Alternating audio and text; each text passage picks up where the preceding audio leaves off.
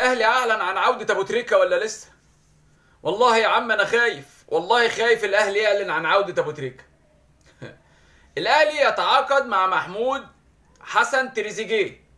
استنى بس عشان مش شايف والنبي، عشان صفقات الاهلي جننتني.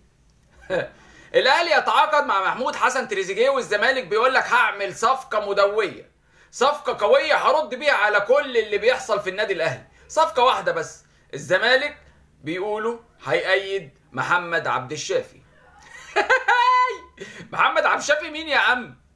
محمد عبد الشافي بتاع منتخب بتاع الزمالك اللي ما لعبش من 2010. عبد الشافي ده عبد الشافي.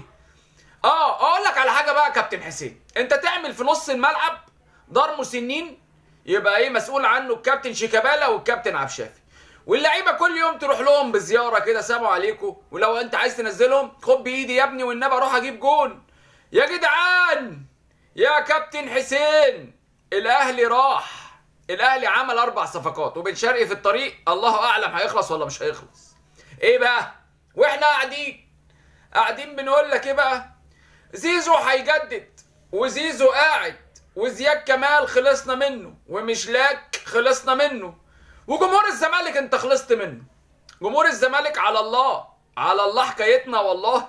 قاعدين يا جدعان، ده الاهلي اعلن عن تريزيجيه، لا اله الا الله، ده الاهلي هياخد بن شرقي وكابتن شوبير كمان، الله يسهل له، الله يصلح حالك يا كابتن شوبير. طلع تغيظنا، هي ناقصه فرسه، هي ناقصه فرسه يا سيدي يا عمي.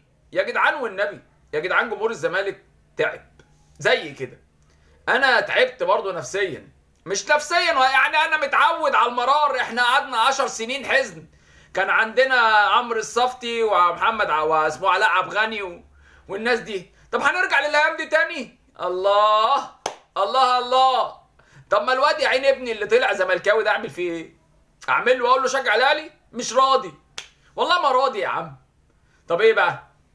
اشجع بيراميدز؟ طب ما بيراميدز ما هو بيتغلب برضه، ما هو حتى لو جمهور، يعني لو احنا شلنا الشعار ده واديناه لبيراميدز. طب اقول لك على حاجه يا كابتن حسين، ما تعرض الشعار على بيراميدز بالجمهور، وبيراميدز يسمي نفسه الزمالك وانت تبقى بيراميدز، والدنيا تمشي كده، عشان الموضوع هيبقى بايخ. والاهلي سرح، الاهلي ده جاب لعيب سلوفاني بالسلوفانا لسه، اول ما نزل راح ايه؟